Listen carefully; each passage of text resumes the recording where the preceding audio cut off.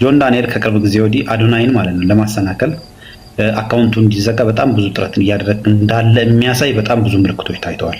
እኔ የምለው ጋይስ ረመኝ እናንተንም ገርሟችኋል? ፈስን ሰው ለመውጋት መሮጥ እንዴል ይሄ ምንድን ነው የበደላችሁ? አዶናይ ግዴታ መጥቶ ጊፍት ጋላሪ መሙላት የለበትም አንተ እንድትደግፈው።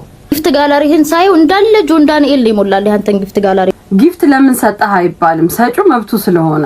ግን ጊፍት የሚሰጠው ሰው ምን አይነት ሰው ነው፣ ምን አይነት ተግባር የሚተገብር ነው ብሎ ቢያስብ መልካም ነበር። ጆን ዳንኤል አንተ ጋር በጣም ጥፋት እያየሁብክ ነው። ከሌላው ቶኮር እሱን የሚቃወሙትን ልጆች ስታገኝ ትሪትመንት የተለየ ነው። እኔ አንተን በእናትነት እየተያዩብህን ነገር ልንገር። አንደ በሁለት ስሜት ውስጥ ነው ያለው። ጠንካራውን ጆን ዳንኤልን መፍጠር ትፈልጋለህ፣ መልካም በጎ ስራዎችን እየሰራክ እያየን ነው። ሌላው ደግሞ ይሄ ልጅነት የሚባለው ነገር ይጎትታል። ምናልባት እንኳን በጋሃድ ወጣ ብዬ የምለው ጠብ ስለሌለ ግን ኢንኬዝ ጠብ እንኳን ካላችሁ ጣሉትን ሰዎች ጋር በማንኛውም ቦታ ላይ እንኳን ስትገናኝ አክብሮት ነው መተላለፍ ያለብህ። የሚሰራው ስራ እንቅፋት መሆን የለብህም። ይሄ የልጅነት ባህሪ ገና አልለቀቀህም። አንድ ሰው ደግሞ አባት ከተባለ የአባትነት ክብርን ካገኘ አስተዋይ መሆን አለበት። ምክንያቱም ልጅህን የምትመራው አንተ ነክና አንተ ባሳደግከው መንገድ ነው፣ አንተ በመራው መንገድ ነው ልጅህ የሚያድገው። ኃላፊነት ያለበት ሰው ደግሞ አስተዋይ መሆን አለበት። ጊፍት የመስጠቱ አይደለም፣ ጊፍት የመስጠቱ ላይ አይደለም። የሰጠው ሰው ማን ነው?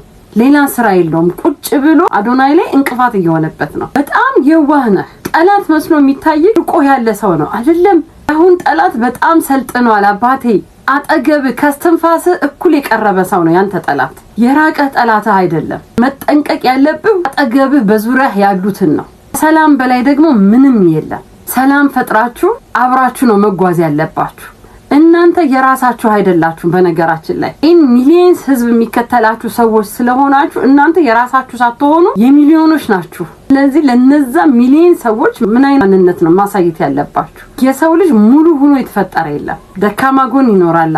ያ ደካማ ጎን ግን ሲጥለን በአደባባይ መታየት የለበትም። አስተማሪ የሚሆነውን ማንነታችንን እናውጣው። ምናልባት ማናቀው መንገድ ያንተ ገሃድ ወጥቶ ከሆነ አዶናይም በስውር ጥፋት እያጠፋህ ከሆነ ይሄ መንገድ የትም አያደርሳችሁ። የክፋት ድልድይ ሸምበቆ ነው። አንድ ቀን ሰብሮ ይጥላችኋል። ቻላችሁ አቅም ሰላም ፍጠሩ። የፉክክር ቤት ሳይዘጋደር እንደሚባለው ያንተም ሆነ የአዶናይን ቪዲዮ ሪፖርት እየተደረገ በሚወርድበት በሚጠፋበት ሰዓት በመሃል የሚጎዳው በእናንተ መጠቀም ያለባቸው ሰዎች ናቸው። ይሄንን ነው ማገናዘብ ያለብህ። ጊፍት የሰጠኸው ሰው ወዳጅክ ነው።